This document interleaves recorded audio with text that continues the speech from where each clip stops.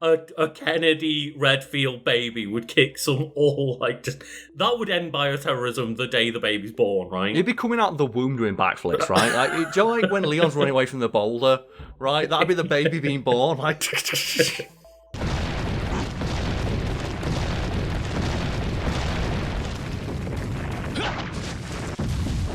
Hello, and a warm welcome to all guys, gals, and non-binary pals watching. I'm Lucas Holland, and this is Wiki Weekends. I am, of course, joined today by my lovely co-host, Karl Smallwood, who's just definitely right off screen. Hey, sup? Not, like, far away in a different city, it doesn't matter, don't worry about it. Like, what train strike? I like you just blaming a random non-existent train strike, as if we were planning on meeting up. Thing is, chances are in the UK, the trains are probably on strike. Probably are. There's a good chance, mate. Oh, but you know who might be able to, get things back on the rails, Carl, if a train did derail? Who's that? Well, that would be the hero that we're talking about today. That is Chris Redfield. What an absolute unit. 'Cause you can imagine that scene, like, in an RE game where Chris Redfield has to push a train back onto the train tracks, right? I legit think Chris Redfield could have held open the aperture in, like, Infinity War to help forge Stormbreaker. Dude is jacked. Like that scene as well where Captain America holds back the helicopter, like, ugh! It's like, that's a Chris Redfield moment. Chris Redfield would have thrown the helicopter at Wesker. Right? Because doesn't someone do that in, like, a Fast and Furious movie? They, like, chain a helicopter and throw it into a cliff or something? Yeah, there's, like, one of them where, like, they have a safe strapped to the back of a car and they, like, handbrake turn it and throw the safe at the police.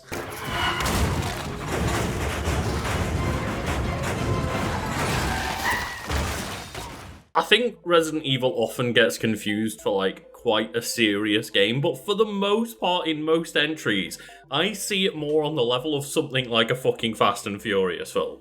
Yeah, if Fast and Furious, like the sequel that they're making next, had zombies in it, it'd be the same tone as a Resident Evil game. Yeah, and maybe not like Resident Evil 1, but even then that was still a bit silly and campy, even if it wasn't as, like, over the top. But even the second game stars Leon trying to escape from being nuked immediately.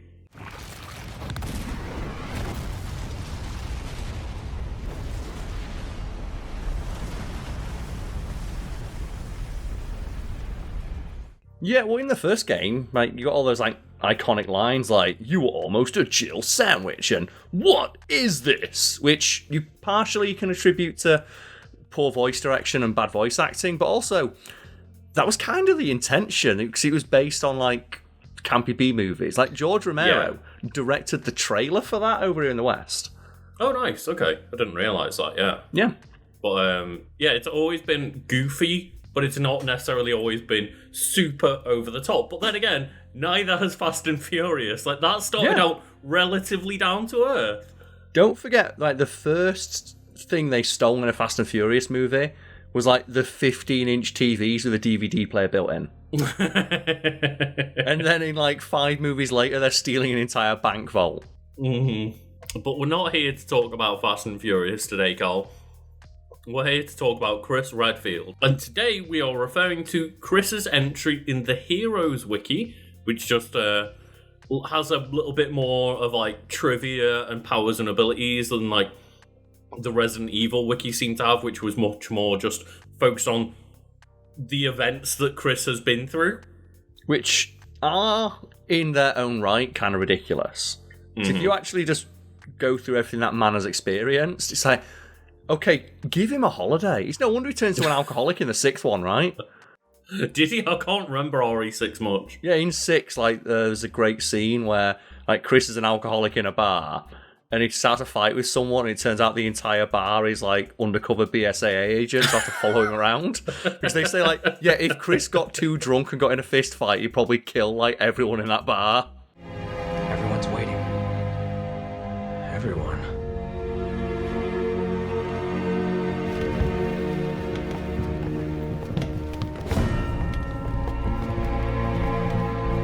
We're taking you back, Captain. One way or another. Chris is listed on the Heroes Wiki as a do-gooder, which for the most part, yeah, makes perfect sense. He's a pretty straight and narrow character when it comes down to the Resident Evil franchise. Like, he's probably the most straight edge, apart from the weird alcoholism part, right? I'd say of all like the Resident Evil characters, like he's the most just like goody, the most like morally inflexible when it comes to his values. Like, dude just fucking hates terrorists so much, and you've got to respect that.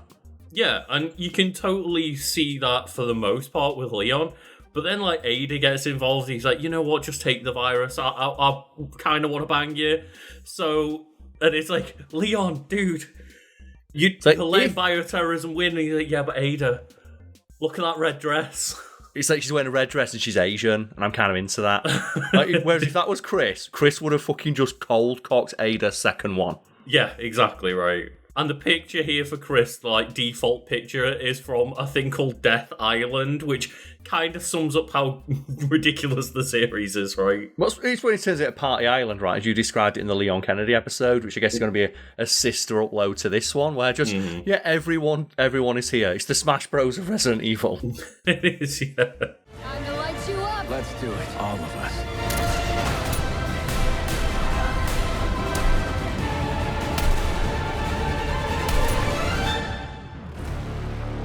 The reason that I'm talking about Chris Redfield today is because I have apparently, like, you know, for now at least, had enough of replaying through Resident Evil 2, 3, and 4 Remake and Resident Evil 4 Original for every single one of them, like, the 20th time over the past few years, because, like, I learned all the speedruns and stuff.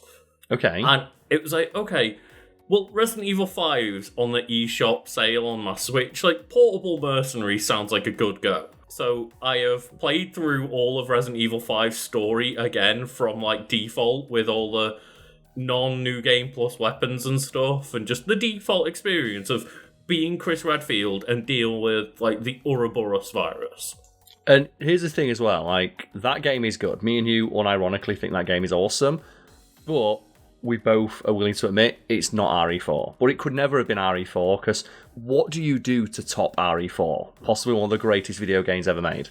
And their answer was to make things more over the top, more action-based, and co-op as well, which I get the vision for. I had a lot of fun playing the game in co-op, but playing that game single-player is a slog, because I just had to default to picking one weapon type, the sniper rifle, I just didn't want to use because it's very slow to aim. So I was like, okay, Sheva, you get a rifle, you get rifle ammo, and you're just like a mule horse. Other than that, just stockpile things that I don't want to carry right now onto Sheva. Because the moment you give her a weapon that you want to use, the ammo's just gone. That's the problem, yeah. Like, the AI is not incompetent, but just it never improves. Mm-hmm. And I would love to see a theoretical remaster of RE5 where, like, the AI of your partner is reflective of your skill. Because, like, me and you played RE5 a dozen times each, right? Like, me and you, like, basically mastered Mercenaries mode. Mm-hmm. Like, there was a stream somewhere of us both playing it. Like, we don't waste ammo when we play that game. We barely use ammo when we play that game. And is this an us problem? Is this an us problem because we got so good at RE5 that seeing the AI character take 5 shots to take out a Magini when we could do it in 1 shot on a melee? Yeah, Sheva in the game just kind of plays as if a person would play through on their first run, right? Where just shoot things as much and as quickly as possible, whereas no, the real depth of the system is to make constant use of the melee attacks and also reloading during all of the melee animations, right? Yes, like overutilization of iframes and things. And like I said, I think this might be a me and you problem because me and you sunk hundreds of hours into Mercenaries mode. I remember in university, me and you would just sit there for hours just playing Mercenaries mode. While true, there is also that side of when this game came out, when RE5 came out, there were still complaints from regular reviewers and stuff that weren't as deep in the weeds with the mechanics about the AI and about Sheva as, like, you know, a companion character in terms of, like, the usefulness of having them there, not necessarily the character themselves. Sheva is a good character. I like Sheva. I wish she'd come back. Yeah, I'd like to see Sheva come back. Sheva got completely forgotten about, and I think maybe Capcom got a bit of a mixed message because people didn't like Sheva, but they didn't like Sheva as in the character. They didn't like the implementation of Sheva as a co-op partner. I will agree with that, where Sheva, just as an AI partner, I said she's not bad, but there's some elements that are frustrating. And the question is, would the game have been a better experience with an AI partner? And I think the AI partner doesn't add anything to the gameplay experience for the most part. I would have much preferred if Sheva was like an optional thing of like, if someone picks Sheva, they can play as her, but you otherwise play on your own. I was going to say, I would probably prefer it if just Sheva was set to only being there during cutscenes and kind of being more of an Ashley character. That's probably where the idea for Sheva being an AI partner that can shoot and stuff came from, is the problems with Ashley from 4. And I never understood the complaints about that, when people complain about Ashley being useless. Like, well, that's the point. She's supposed to be... And also, you actually don't have her with you for about 50% of the game, and the 50% of the game you do have her, you have every tool required to not have her die. I actually think it's way close to probably like a quarter of the game with Ashley, because the whole, like, last 2 chapters, you basically never see her. And she's really easy to look after. Yeah, most of the time, you just tell her to hide in a garbage bin somewhere, and you're like, see in that dumpster, I'll deal with shit. Hide. My main issue with RE5 having like an AI partner is that because they anticipated every encounter would have 2 people running around, you can't have any of those like great claustrophobic moments that RE is known for, because they have to anticipate that like every corridor might have 2 players running down it. Every part of RE4 feels way more curated to an experience of things going wilder and wilder over time, right? And just the escalation gets crazy, whereas Resident Evil 5 doesn't feel like that much of an escalation until you reach like chapter 5, I think it is, where all of a sudden all the enemies just have guns, which happens in RE4 as well, but I feel like it's a steadier, more insane like increase over time as you encounter like the cultists in the church, and then you end up on the island and stuff. And because you don't really have Ashley all that much in RE4, as you said, they can curate the experience. So they could, for example, create set pieces where they know that it's going to be you on your own. It's just going to be Leon there. Yeah, so there's moments, like even on the island, when you get to the regenerator part, where just all of a sudden it becomes like this really like somber experience and like this chilling, thrilling moment where it's like, what the fuck is going on? Where is the music? Why can I only hear like...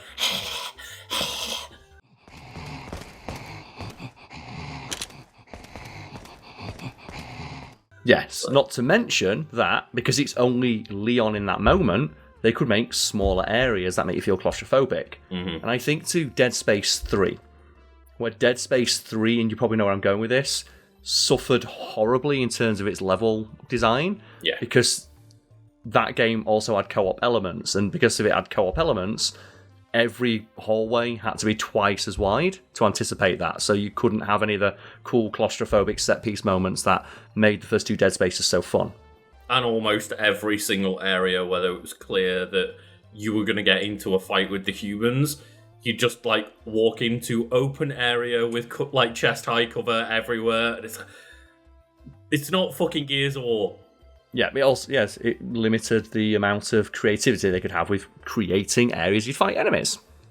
But, you know, Chris Redfield is not just in Resident Evil 5. They're, of course, like, in Resident Evil, the original, and obviously then the remake, and then they're in, like, Resident Evil 5, Resident Evil 6, RE7 and 8 as well. Yeah. So he does get, like, quite a big gap. I forgot, because, like, he's not in 2, 3, or 4. No, he's referenced, but it goes straight from just the little weedy guy in the Stars uniform, right, in like the first game, and then all of a sudden in 5, just a fucking Gears of War character arrives. He's like, I'm not letting Jill die again. And we have explained the reasoning behind that, but the short version is what, Lucas? Essentially, there is a scene that is portrayed in Resident Evil 5 which shows that, hey, Jill and Chris regular Chris, non-buff Chris, tracked down Albert Wesker. And they had a fight with him in this mansion. And because he was just basically a fucking Dragon Ball character at this point, the only way they could stop Wesker was Jill diving out of a window with him and presumably dying. Let's finish this.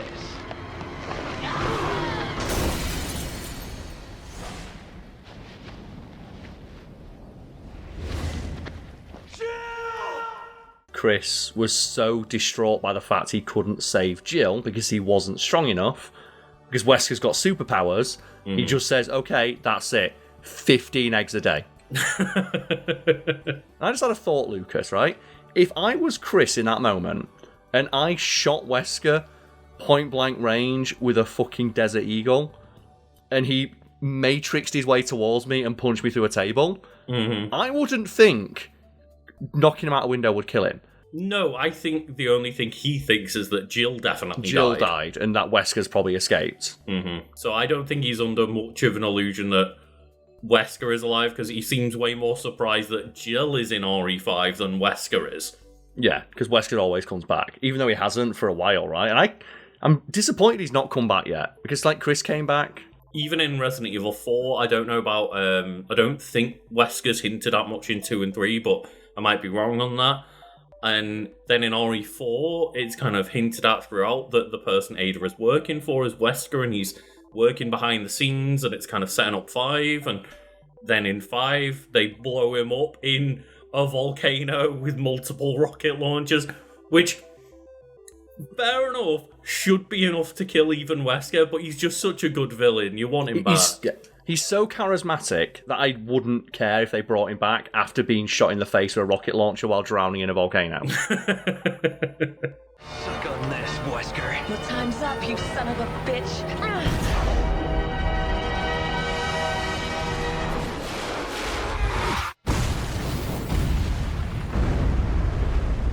Love him as a villain so much that I honestly wouldn't mind if they used the Mass Effect excuse, which is what? Just, I got better. Yep, I would love it. If just like in RE9, Wesker came back and Chris is like, Wesker, how did you survive? I got better, Chris. That's all he needs to say, and we've got to give shout-outs to DC Douglas, the voice of Wesker, also the voice of Legion. Oh, shit, yeah. True. I love his delivery. Do you have like a favourite Wesker line? Oh, man. I mean, I can't remember off the top of my head, but I'll look through some of Wesker's lines and I'll put in my favourite right now. Do you actually think you can defeat me? Either way, I'm not gonna stop until I'm dead. Well then, I'll just have to kill you quickly. So I think mine has just got to be like 7 minutes. 7 minutes is all I have to play with you. 7 minutes. 7 minutes is all I can spare to play with you. Which is an excellent, construction of a boss fight where he tells you, you've got a 7-minute time limit with me. I'm a busy man. I've got shit to do. And you can actually defeat him in those 7 minutes, or you can just wait him out. And the best bit about that is, up until that point, Chris has proven pretty capable. And then Wesker rolls up, and your objective is survive the encounter with Wesker. Yeah, just survive for 7 minutes until Wesker's fucking done with you and just is like, whatever, Jill will kill you anyway. I don't give a shit. And it's a great variation on the thing that RE does a lot with just the stalking enemy type, like Mr. X and the Tyrant, where just Wesker's just a guy.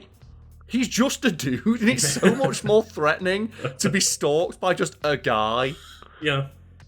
And that's the even in that boss fight, he doesn't often utilize his superpowers to chase you. He'll use them to teleport attack you. He actually just walks slowly up the corridor to try and find you. It's not like he particularly is in that much of a rush to kill you either.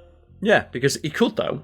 And it is a bit silly going back to those fights with Wesker, because again, the AI isn't great. The amount of times he'll swoosh towards you, do a couple of weird fast jumps, and then go to hit you, and you just strafe to the left, and he just completely misses your character. Like a Dark Souls boss, right? Just walk left and he misses every single time. Yeah.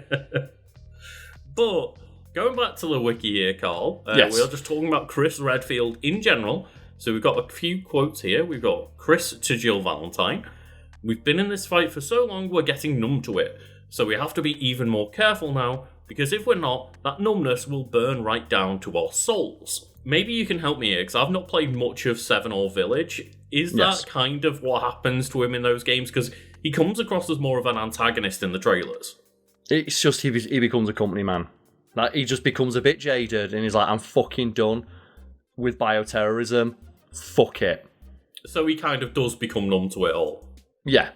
Yeah. And like in 7, he turns up right at the end, and his face is different. Because the funny thing about Chris is he's looked different in every game he's in, to the point where people didn't know the cameo he had in 7 was actually him. Yeah, and then in Village as well, he looks so different. I promise you, we will get your daughter back. Together. Damn straight we will. And in 8, he is pretty fucking scary. Because he just comes into your house in the middle of the night and just fucking shoots your wife. But it's like, okay, yeah, Chris is now just doing Black Ops shit. Because in 7, wasn't it that, like, he kidnapped a baby or something? Yeah, but it's like an evil, like, super bioterrorism baby. Of course, yeah. As all babies in the Resident Evil universe must be. Yeah, and you have to put in, like, either a screenshot or a clip of the person who modded the baby to have Chris's head. So it looks like you're carrying, like, a tiny little Chris Redfield around. Have you not seen that? Well, you're going to have some fun when you look that up. Yeah, someone modded the game to turn, like, the baby model into a little baby Chris Redfield. There. She's asleep. What is with the creepy story? She's only 6 months old. I love all the mods that people have done to, like, all of it, as you say, like, the stalking characters in the remakes and, like, Resident Evil Village as well. Just, well, like, Lady Dimitrescu, or, like, I think it was the Tyrant in RE2. Someone just modded him to be, like, a giant Thomas the Tank Engine. That was terrifying. That was because you just see a giant Thomas the Tank Engine face peer through the door.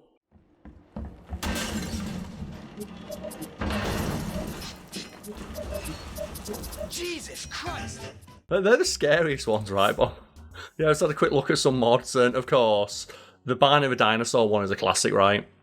Oh, right, yeah. Like, modding, like, the stalking character to be Barn of a Dinosaur, but actually a pretty decent one is modding Lady Dimitrescu to look like the red light and green light doll from Squid Game. From Squid Game. That's awesome, yeah. I'm sure it exists out there, but it would be interesting as well to see just each of them get swapped out, so that you had, like, Lady D running around in the police station in RE2 or something, or vice versa, just having, like, Nemesis run around the village. Well, that's the thing, right? Of Lady Dimitrescu is, like, one of the most, like, invincible stalking characters. Obviously, nothing's going to top the Tyrant, right? Because the Tyrant's the one you have to, like, obliterate with the railgun, isn't it? No, that's Nemesis. Is that Nemesis? Okay. I forget, because, like, in my head, like, Nemesis and Tyrant, like, they're interchangeable, because Nemesis is a Tyrant, right? Yes, yeah. But, like, Lady Dimitrescu takes some fucking killing. Of course, the best one is just the Tyrant in RE2, because you can shoot his hat off. Yep, and he gets so mad, right? He gets upset, he shoots his hat off and just comes at Wouldn't you as well, if you got that swag? That's probably the only hat he's ever found that fits him. He's like, God damn it, you just shot a hole right through my only hat. But anyway, more quotes here from Chris Redfield. This is Chris talking to the BSAA. I can't keep running away. I have to face the truth, accept responsibility. That's the only way I'll ever remember. The only way I'll ever get my life back. A last one here. This is Chris Redfield at the end of Resident Evil 5. More and more, I find myself wondering if it's all worth fighting for a future without fear? Yeah, it's worth it. Chris Redfield, or Captain Christopher Chris Redfield, is one of the main protagonists of Capcom's Resident Evil franchise, of course. He is a former member of the STARS unit, and Carl, give us the STARS. Oh, as Nemesis said, so it'd be STARS. Thank you very much. He is now a member of the North American team BSAA, which is the Bioterrorism Security Assessment Alliance. Try saying that one quickly.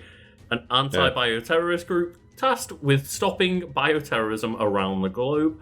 He is the older brother of Claire Redfield and the partner of Jill Valentine, and I think that means, like, partner in the, agency sense, not in a romantic sense. The fraternal, we work for the same company sense, because I'm not sure it's going to address it in the wiki, but are you familiar with the long-standing fan theory that Chris Redfield is gay? I'm aware of it because you've mentioned it in previous videos, yeah, because, like, the person that you play with as Chris, like, their partner character, in Resident Evil 6 is like potentially implied to be the romantic partner. Yeah, Pierce, because and when Pierce is seemingly killed during a cutscene, it's the most emotion you see come out of Chris, and a lot of fans have read into that. Of like, well, is there something hinted at there, of like a more than professional relationship being suggested there? Also, all of Chris's alternate costumes in every game he's ever been in are like gay stereotypes. Like he has like the leather daddy outfit, the sailor boy outfit. He has like the zebra outfit where he has like the frosted tips and the zebra shirt. Like he's going to the club. That's a full-on zebra printed full suit with, as you say, like the white frosted tips, and then, as you say, the leather daddy outfit, just the warrior outfit. Yeah, okay. If that's what you want to refer to it as, warrior style, yeah. Yeah, and to be clear, we're not saying this in like a pejorative sense. I like this theory, and I wish Capcom would acknowledge it, because the more you read into it, the more it makes sense. And just, I'm personally inclined to believe that fan theory, because 1, it's fun, 2, there's nothing that discounts it, and 3, I think it'd be interesting. And that's the thing is, every time he encounters characters like Jill Valentine or Ada Wong and things like that, he never seems to show any type of romantic interest. He never tries to, like, flirt with anyone. He's not like Leon, where he's constantly fumbling over Ada. Yeah, and that's the thing. That could be read as just Chris is just really professional, which is it could be, yeah, true to his character. Or could be hinted at that he has no romantic intent towards those women. Mm-hmm. Like I said, Leon, he flirts all the fucking time. Yeah. I think it's an understatement here where it says his muscular size has changed throughout the series. Yeah, no shit. The thing is, though, it happens in real life, right? Look at like Dave Bautista, where he's like, you know what? I couldn't be arsed eating 14 chickens a day. Yeah, he has slimmed down a little bit, but I think there's one thing that would happen to get him back into that like ridiculous shape or size, I guess. And that is if they actually made a Gears of War movie and wanted him as Marcus Phoenix. He'd probably do it for Marcus Phoenix, right? Because like Dave Bautista is 50, but he's always wanted to be Marcus Phoenix. He's been campaigning for that shit since God knows how long ago. At least 15 years maybe. Yeah, like that would be his like Deadpool Wolverine, right? Where Hugh Jackman's like, I've got one more in me. Exactly, yeah. I think that's the one time I can see Bautista being, okay, give me the first one, and then after that, I'll be that old Marcus that's a bit more, toned down. But I think he'd get fridge shaped for the Gears of War movie. Most likely, yes. He'd probably make a good Chris Redfield as well. Maybe, but I don't really. I want to see him in slightly sillier roles than a Chris Redfield. I think he's good at comedic roles, like with Drax and stuff, right? Like I don't want to see that wasted on such a, as I say, straight edge character as Chris Redfield. Yeah, fair. I was just thinking more in terms of physicality. In terms of physicality, yes, definitely. But Chris, by the time that he becomes later Chris, where he's just huge jacked man, he's in a pretty dark place. He's not throwing one-liners out anymore, I don't think. It makes the Resident Evil series so interesting because you do get those wild tone shifts, and like RE7 is straight up a horror game. Yeah. For the first 4 hours. Until you fight Jack Baker and he whips out a chainsaw and starts saying Evil Dead quotes.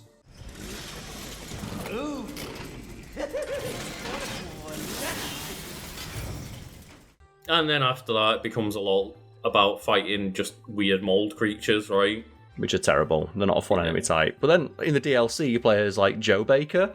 And he's just wild Cajun Louisiana man, and he's fucking he gets a power gauntlet and starts suplexing crocodiles.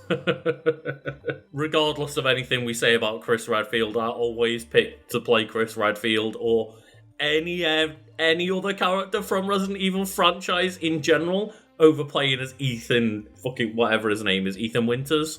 Yeah, Ethan Winters is only fun because they committed to that gimmick of never showing his face. That was fun. Right, and then also the fact that he does have some moments that are fun, they're just too few and far between. Like, for example, in this RE village, he gets his hand cut off, and he goes, "Oh, not again!" Yeah. Which is fun, but he never really reacts like that. He doesn't have enough moments like that to actually endear you to him. I've heard a lot of people talk about it as it seems way more that he's nonchalant and kind of non-caring than necessarily reacting in fun ways like that. Yeah, like, he doesn't react... He's not nonchalant enough to make him like a stoic badass character, and he's also not irreverent and jokey enough to make him into a fun character in that sense. Mm-hmm. He's just nothing. He's like drinking warm-ish water from the bathroom tap when you've I've been out for a drink. It's like where you don't even feel like you drank anything. Yeah. He doesn't satiate you in any way whatsoever. It's like eating a handful of bran flakes. Oh, God. Going back to his size, it says that Chris starts out as an average-sized person, and 10 years later, he is seen as a big brute. In Resident Evil 6, he becomes more of a tragic hero as a result of losing his men to a bioterrorist whom he believes is Ada Wong. He relentlessly pursues her to kill her, but gives up on his vengeance to save the world from the virus. And it just says, the virus. I don't know, in the timeline of 6, which one it is. Is it the T, the J, the D, the B, the Z virus? I can't remember, but the virus. Oh, man. I'm now thinking, if they had real balls... Do you know in Halo 5, where they make Master Chief a villain, but they never have a moment where you actually have to fight Master Chief in gameplay? Mm-hmm. It's only cutscenes.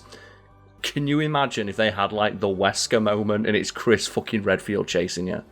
Do you know when the tyrant runs through brick walls? Mm-hmm. Imagine that, and it's just Chris. And of course, when we're talking about Chris as a character, we can't not mention the one moment everyone's going to be mentioning, which is, of course, the boulder punch scene. The most ridiculous thing that's ever happened. It's great. I love it.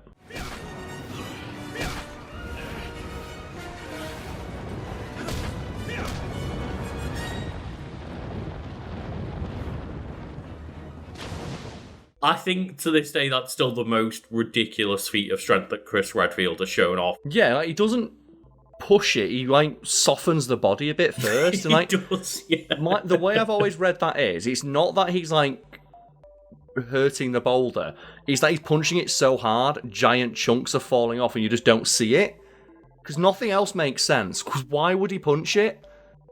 See, I thought you were gonna say he's punching the boulder to cause himself pain and therefore get adrenaline going through. I don't think he needs any more adrenaline when he sees one of his partners about to get strangled by Wesker. That's the thing. He's already in the middle of a volcano fighting Wesker with giant tentacle death arms. I don't know if you can get more adrenaline in you at that point. Yeah, and here's the thing as well. What do you think is the canon way to beat Wesker? Because there's multiple ways you can beat him. And I think for me, it's the moment where Chris, because it's one of the optional things you can do in the fight, is jump onto his back and rip open the Ouroboros and do the Raditz and have Sheva shoot through. Yeah. One of the quick time events you can get is jumping on Wesker's back and then holding him and having your partner shoot through you to kill him. Right. Because that is one thing that I found funny in the Wesker fight, where it's oh yeah, you can get Sheva to try and restrain him and then you shoot him. Yeah. And that's one way to try and take him out and stuff. But I do appreciate when you're fighting him in the airport scene first, and it's quick, if we just take out the spotlights, Wesker can't see well in the dark, so we just shoot rocket launchers at his face. The thing is, though, Wesker can see really good in the dark. He needs to wear sunglasses at all times to be able to see properly, but apparently then there's a certain point where it gets so low light that he then can't see properly. Yeah, because the reason Wesker wears sunglasses is, one, fucking style. Yeah. Man's got a front, right? And then the second reason is his eyes are too sensitive to light, because he's got cat-like pupils, and cats can see very well in the dark. Because you would think that the idea is that you turn on the spotlights to blind him. Yes. Because you've broken his glasses or he's throwing them at you. I do love the moment where there's the crazy non-Salazar character that's the annoying rich dude, right?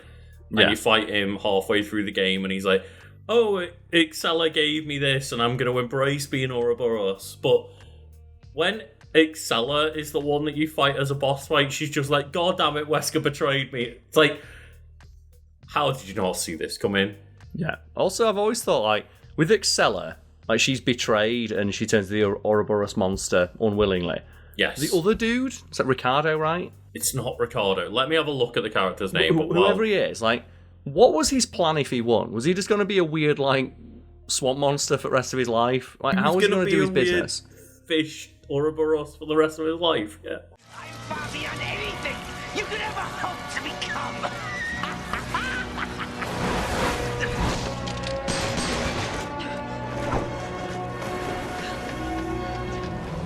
I just had an extreme makeover.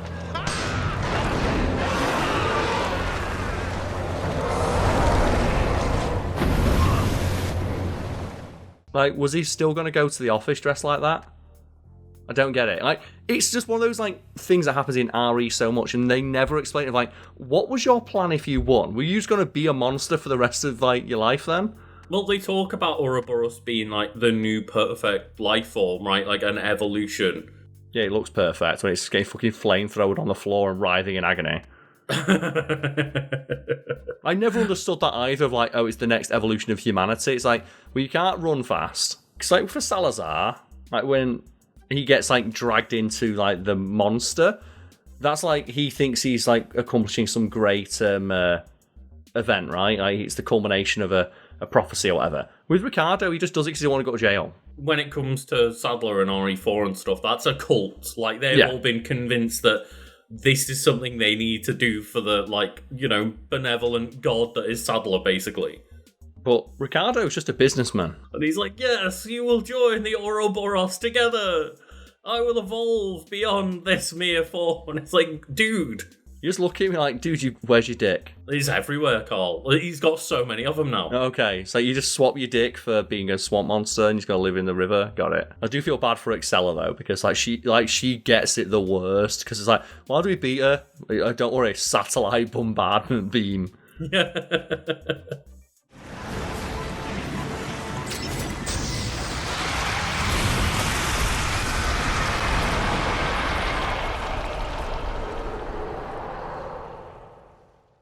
Oh, shit, Wesker betrayed me. I'm gonna fall into and absorb a giant pile of dead Machini and then turn into, like, this giant monster that, as you say, just gets satellite lasered over and over again until she dies. Oh, man, as well, I'm not sure if the quote is in the base game, because I've not played the base game in so long.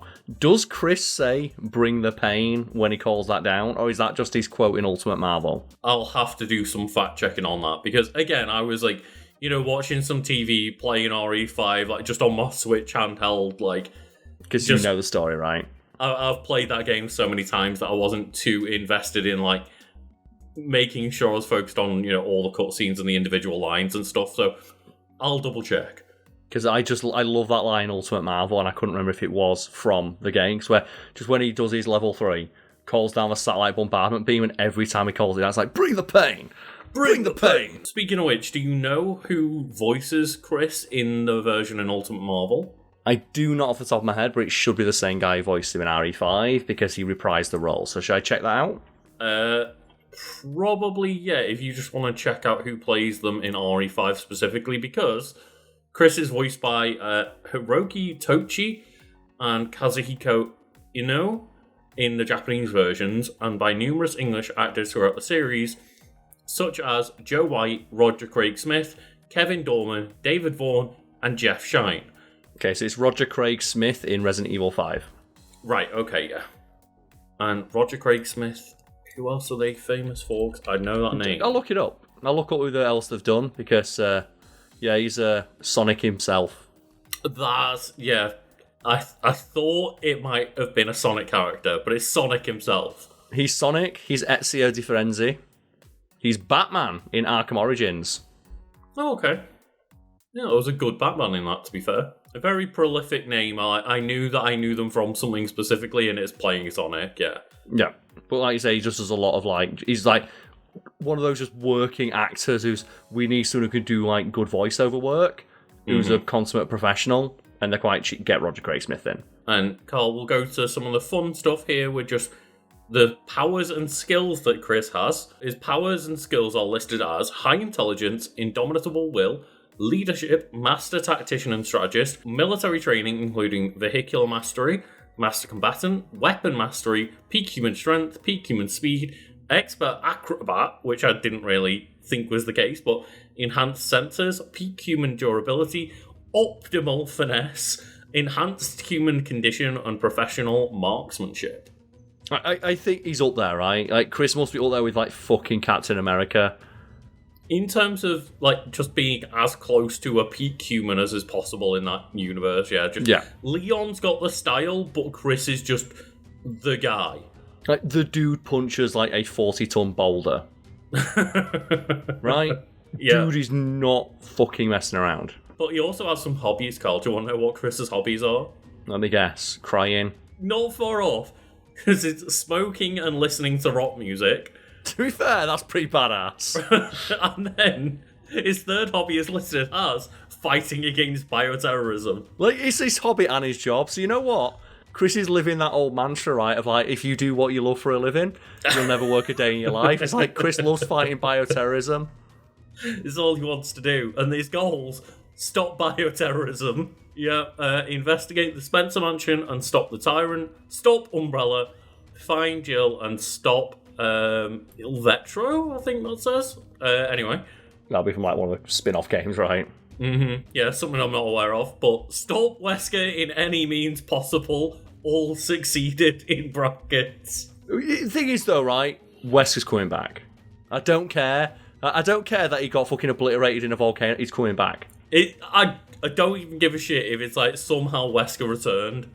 Because Wesker's earned it. I just want to see, like, just do the Heihachi thing of, like, he got better 5 minutes later, he's crawled out. Don't worry I mean, about fucking it. just wake up. Like, have, like, a Marvel-style cutscene of Wesker just walking out of the volcano. Mm-hmm. Like, the Ouroboros, like, falling off him as he, like, rejects that form and goes back to just base Wesker. Yeah, it's like, I found a new, more perfect form. Just do the freezer of just making Golden Wesker. There's like a similarity between them. There is, yeah. His other goals include kill Ada Wong formally and failed. Man, that would cause the rift of all rifts, right? It's like, I know that Chris and Leon don't get on in RE6, but if Chris managed to kill Ada, that would be a battle for the ages. At the same time, like, do Leon and Chris have that much of a relationship? Because they're never in any games together, really. They're in a lot of, like, the CGI movies together, though. Definitely going on vacation after this. That's the thing, I don't really pay attention to, like, the kind of extra universe canon from all of the movies and things like that. Yeah, like the CG movies made by Capcom, not the Mila Jovovich movies or whatever. Yeah, which aren't canon. But that's the thing I respect about Resident Evil as well, where Resident Evil, as stupid as it's gotten, has never done, like, they've never pushed out and said, okay, it's a creative reset. It's like, no, everything in Resident Evil is canon. No matter how stupid it is. Everything. Operation Raccoon City, shit's canon. Yeah, they've fully committed to the stupidity that is this franchise, which I respect. Yeah, everything is canon. All those light gun games, canon. Mm-hmm. I've just got going through the rest of the goals, and, like, one of them is apprehend Lucas. It's like, oh no! The thing is, that'd be scary, He's right? coming for me. He's just the most terrifying man ever. To make it clear, there's a character called Lucas Baker in the Baker family who Chris is seemingly trying to stop, I'm presuming not the DLC or whatever. But yeah, just the idea of like, oh no, he's trying to apprehend Lucas. He's coming for me. That DLC is awesome because you get to play as Chris. And when you're playing as Chris, they reintroduce the melee system from RE5. And like Chris, just like when you shoot a molded with once with your pistol and you punch it and it flies like 40 feet back. And for some reason, despite that being the best part of that entire game, in RE8, they didn't think to put a melee system in. It's one of those things where even when they added the third person mode, it's why I'm not really bothered about playing through Village and 7 stuff. Is just, I don't really care for that gameplay style. Just, it's very, very slow and methodical. And I get that that's what they want to do, and that's how they wanted to like mix things up, because the franchise did need something happening after RE6. But yeah, I do prefer the more kind of over-the-shoulder action-based with like options for melee and stuff like that. Just yeah, that's where the remakes have gone down for 2, 3, and 4, and I love those. And I just don't really want to play 7 and Village as much. Like, with like Village as well, you move so slow. It made sense in 7 because you're walking around a house. In Village, when you've got to, like, you can walk all the way across this like giant ass village, and just Ethan Winter's base speed is so fucking slow. Even the mercenaries mode being added into Village and stuff, because the game's so slow, it just didn't appeal to me. No, it's not fun. There was some sections here in the wiki about like crossovers, where he's been in like Project X Zone, Dead by Daylight. It mentioned Super Smash Bros. And I got a bit excited knowing that he's not in Smash Bros. But he does appear as a spirit. Which, like everyone does, yeah. Like every character that isn't in Smash Bros. Is in Smash Bros. Because of the spirits, right? Yeah, but not to mention there's like, they said it was Dead by Daylight, right? He's in that. You can go in there and make him fight Wesker again. It does have some trivia here on Chris, but a lot of it is just a bit bland. Just a bit about like different voice actors and motion capture artists and stuff that were going to work as Chris and stuff. But it does say Chris is a smoker, as shown in the original Resident Evil. He is shown smoking in his live-action intro, and there are cigarette butts next to him in a bar in Resident Evil 6. Resident Evil Village eventually further confirms this. And I love the idea that it took all the way to Resident Evil 8 to like, oh my god, did you know that Chris smokes cigarettes? I guess he's such a goody-goody and he's so committed to like just his physical health. Right? I'm supposed to mention the most famous bit of trivia, which I guess it's not really trivia, it's just like it's a fan canon. So I mentioned like Chris is gay thing earlier. The other one is that Chris is obsessed with the idea of continuing the Redfield legacy. And there's just this ongoing like fan joke that Chris is just desperate to get Claire to fuck Leon to create like super Redfield babies. I can see where he's coming from. Because like a Kennedy Redfield baby would kick some all like just that would end bioterrorism the day the baby's born, right? He'd be coming out of the womb doing backflips, right? Like, do you know, like when Leon's running away from the boulder, right? That'd be the baby being born. Like Wesker would not even bother coming back if that baby ever got made. Yeah. I'm just imagine doing all like little quick time events. It's like in the womb, just like the doctor goes for the circumcision, he does the quick time event, and kicks the scalpel out of the hand. It's the only way to truly end bioterrorism is to just come up with the perfect genetic combination, Leon plus Chris. And I'm not trying to put down Claire Redfield because ultimately, like, Claire still takes on, like, the Tyrant and stuff in Resident Evil 2. Like, Claire kicks all kinds of ass as well, especially compared to Resident Evil 1 Chris. Just Claire does so much more ass kickery, but Claire's just not in as many games, so there's not as much ridiculous bullshit to pull from. And think as well about what the jacket game of that baby would be. If it had, like, Leon and, like, Claire Redfield as its parents. Claire's jacket in RE2 plus Leon's jacket in RE4 are two of like the coolest gaming jackets ever, right? Yeah. So I started by telling you about like the mod to give like the baby a Chris Redfield model. That's what the baby would be born like. The baby would be born with like the full head of hair and the beard. Like, have you ever seen like people modded like Fallout 3 when you're playing as a baby to get out of the area, like you no-clip into the wasteland and then just walk around the wasteland as a baby with a gun? I have not seen that. That's what it'd be like. Give me a Resident Evil 9 where you play as Chris, Claire, and the baby. Just, it's like, where's Leon? It's like, Leon hasn't been paying his child payments. Oh, that's Leon's one. He's hidden away. Leon's one and done. Oh, dear. The BSAA, like, opened a branch in China and he moved the fuck over there. It's like, Chris, can you help me try and track down Ada? It's like, oh, you want to kill her too? It's like, not quite, no. No, that's canon, right? There's like, in one of the CGI movies, there is like a BSAA China, and Leon's like, please send me over there, and he immediately flirts with every single person who's in that place. God damn it, Leon. Dude's got these down bad. Any woman who looks like Ada is like fucking in there, like swimwear. He's just, even if he can't get with Ada, he's just like, give me an Ada substitute, I'll take it. Anyway, thank you all for watching, and I hope everyone has a lovely day. Thank you all. Cheers, everybody. So how are you coping with that heat, Monfrere? As a British person, just poorly in general, day to day, right? Yeah, but do you know where I don't mind things heating up? Over on our Patreon.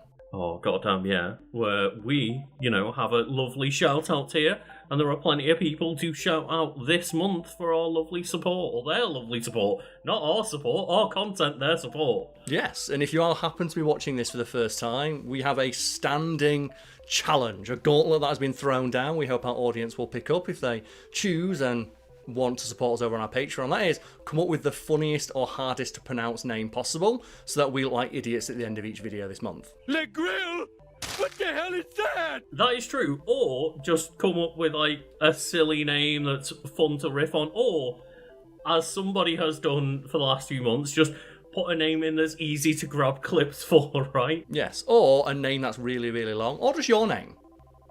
Some examples to follow, such as Lucas. Well, the first one would be, I hope I'm pronouncing this correctly, as, you know, stands with all of these names, M. Chambers. This is Mr. Chambers' office.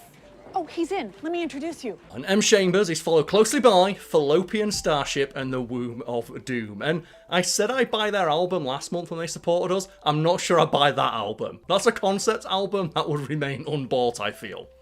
Well, Carl, you did say that slightly incorrectly because they present the Womb of Doom. Oh no. That's like a support act, right? Fallopian Starship presenting the Womb of Doom. Yeah, maybe like this really grungy hardcore metal band coming on, like just the Womb of Doom. Like, it reminds me of, like, I don't know why this joke sticks out in my head, but it's from like Herbs, Sims in the City for the Nintendo DS, where one of the characters you talk to just says, "Yeah, I was in a band called Show Cancelled and no one ever turned up." That's actually a really solid line considering it's on Herbs, Sims in the City. I don't know why DS. Herbs, Sims in the City is in my head, but hey. Well, you know who's in my head right now looking at the screen, Carl? That is Kicking Bucket enjoys the bit, but they are subscribed to other Patreons, so this long-winded name needs to be changed at some point. Because they, you know, their name cut off. They hit the character limit. There's no T there. Today a great legacy rests upon your shoulders. Because here, we make more than just tea. Oh man, it's like the Thrill House joke, right? Of like, all I did was enter my name, Thrill House, and it doesn't fit on the screen. Which is like one of the most underrated Simpsons jokes. This is great! And all I've done is enter my name! Thrill House! And also one of the weirdest things in Pokemon, right? Where Feraligatr just misses, like, the O at the end of Gator, I think it would be. Where just Gator, because they hit the character limit and they were like, fuck it, we're committing to that for the rest of eternity. Or Farfetch from the first gen, where it's got an apostrophe in its name because they didn't have enough letters to spell out Farfetched. And just that's the only Pokemon that has punctuation in its name. But wouldn't the apostrophe be as long as just adding the extra letter in there? Shut up, Lucas, and get on to the next name. Oh wait, that's me. And the next name is Tam McKee. Hell goddamn yes, and the name after that would be the lovely Lucille Desteele. I know I've mentioned it before, but you use like lovely as a modifier. I know. You call me out and I get so embarrassed because, like, for some reason during recording, it's the only adjective I can think of anymore. Is there a reason for that? Is it like just... The reason I say it, if anyone's wondered, like, oh, and I'm joined by the lovely Lucas, because I think of it like, you know, a magician and their lovely assistant. And, assistant, Carl. I see what it is. No, I mean, like, you know, that joking way. Because the backfield days, right, joking. of like, oh, my assistant off screens. It's just a habit I got into. Next, he calls in one of his assistants. Be the lovely Lucille Desteele. Where would he be without them? But I've probably picked up that habit from you, and now you're calling me out on it. Is it like just a verbal widget for you then? Just like one of those like filler words that you use? I think so at this point when recording. I don't use it that often when I'm not recording. That's the weird thing, is just, I don't know. I have no answer. All of our patrons are our lovely assistants because they assist in the making of these videos, right? So it makes sense. Yeah, they literally help keep the lights on, and by lights I mean literally the two lights that are pointed on my face. Yeah, right that's not now. making it any warmer at all. I totally swear. So yeah, Tam McKee and Lucille Desteele, once again, thank you for helping keep the lights on me and Lucas. But the next name I have to shout out is simply Marcus. And when I say the name Marcus, Lucas, who do you think of first? Is it Marcus Phoenix? Marcus Phoenix, yeah. Have you got a favourite Marcus Phoenix quote? And is it just... I always think, is it just a grumble or some shit, or is it like, I can't even remember what they're called, like, they're on guards, right? It's just like, they're on guards. Yeah, that's the thing. Like, Marcus Phoenix is like the main character of the Gears of War franchise, and he doesn't have a single memorable quote. Every other character in that series has a more memorable quote than he does. Like Dom Santiago is like, "Sup, bitches," every time he lands a headshot. Or just the Coltrane go, woo! The fact that he says woo every time he dies, because he fucking loves it. Dude just loves, like, just rolling around at the speed of sound, as we all would. But, Lucas, what name do we have next? Speaking of, like, rolling to escape things. Well, this is kind of the opposite of rolling, because this is, the... I went say lovely. I went say lovely again. God. I'm so sorry. This is the extremely generous B of awesome, and they've managed to, like, just when they like, someone kidnaps someone and sends a ransom letter. Oh, right, and it's like little letter cutouts. They've managed to do that, but with emojis to spell out awesome, and then also there's now 6 B's at the end of their name. All I can think now is to mention Gears of War, it's like the Krill. Oh God, Carl. No. Carl. No! No! I couldn't see. It's like, because it looked light enough for me to walk down. I didn't take damage for a while. It's like, all I heard was Carl go, I think I can make it. I think I can make the Krill. So I know you don't like bees, right? Imagine if bees were like the Krill. And you imagine like you go out like near a picnic and just like the bees come in and just completely eviscerate you. I'm not gonna lie, I don't help myself because I don't like bees and wasps, and then I wear shirts like this and have hair like this, and they just go, oh, colour. There's a flower. Let's say it's like the Krill. It's like stepping into like, the darkness in Gears of War when you're Lucas stepping outside, just 400 bees come in. Just disappear. It's like, but, we move swiftly on now to Woo's Williest Wonka. Hell, goddamn. I'm down with that name. WWW. World Wide Web, let's go. It always sticks in my brain whenever someone says, like, World Wide Web. The factoid that, many people will already know, but that WWW doesn't save any time as an abbreviation to World Wide Web. Yep. It actually takes more time. Yeah. Because you go to, like, 2 syllable, you go from 1 syllable to 2. I thought you were going to talk about... Maybe just the most inefficient abbreviation ever, right? Yeah, like ATM machine or rip in peace, right? I thought you were going to talk about the information superhighway. Which we need to talk about at some point, the fact that there was that weird period in the 90s where the internet was exclusively referred to as the information superhighway. Bring it back. Imagine a world where every word ever written, every picture ever painted, and every film ever shot could be viewed instantly in your home via an information superhighway. Bring back, like, textbooks with information superhighway written on them, and, like, kids riding keyboards like surfboards. Oh, that was cool, because that was pretty much, like, Channel 4 and BBC were just co-piloting that ship of making it the internet superhighway, right? Yeah, like, the information superhighway or the internet superhighway is, like, as well, they'd, like, present it as this, like, wonderful thing. It's like, hey, look, here's access to all the world's knowledge. You can talk to all your friends regardless of where they are. And I imagine if they did one of those today, it's like, here's the racism machine. You need it to get a job. What that would mean is you could transform your home into a mammoth interactive entertainment centre, with the odd stock exchange and shopping centre thrown in. It sounds pretty grand, but it all comes down to computers communicating. And in fact, that's already happening on something called the internet. Moving swiftly on from that statement, we also have Llama de Llama. And thank you, Llama de Llama, for allowing me to put in more clips of llamas. What llama are you thinking of right now? There's not llamas with hats, I've already done that. So maybe I'm going to get one of those, like, llamas that just, like, headbutt somebody. Do people go to zoos and they just, like, slap the nut on someone? 2 llamas have escaped from the Lamazon Corporation and are running wild in Santa Llama City. We have confirmed reports of at least 6 people dead and a further 24 in critical condition. I'm receiving word that Lamazon have deployed a remotely operated nuclear-assisted llama destroyer to neutralize the threat. How long until you put a clip in of just Emperor's New Groove, like, llama face? I've not seen Emperor's New Groove that much. I've watched it once. You know what? Maybe we'll talk about an episode of Wiki Weekends, and yeah, let us know in the Discord. Do you want us to talk about Emperor's New Groove? It'll make us have to watch it again. I want to watch it again. I watch it all the time. Yeah, but I don't want to watch. I don't want to watch Little Ghost. Because there's something scary about the idea of a little ghost. No, because Little Ghost reminds me of Casper the Friendly Ghost. Is he that friendly? Casper's pretty friendly, yeah. I don't know, he's fucking scary, though.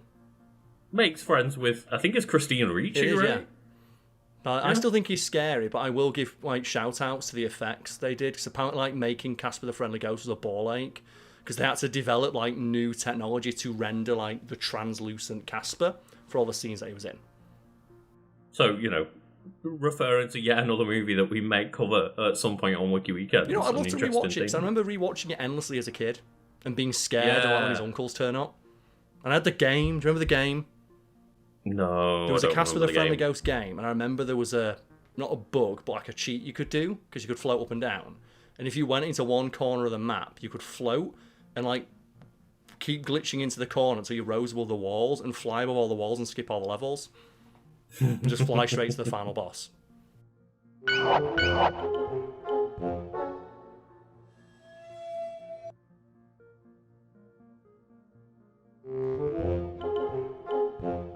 And then ending with yet another reference for a movie that we could cover at some point, because I've not seen the Stallone version of Judge Dredd. Oh, that'd be good. We could do dueling wikis of Dredd versus Judge Dredd. That's the thing, like everyone always gives like props to Dredd. It's like, oh, Carl Urban's performance is so good, and I can never get over the fact you can clearly tell he's clenching his jaw in every scene he's in. He's like, where's Stallone? Just look like that. The law!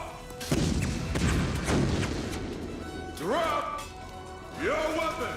I can see Dredd working as a series of movies, but it was also just, hey, here's one good Dredd film. I like the idea as well, that's just one day in Dredd's life. It's not even a special day for Dredd, that's just the shit he does every single day.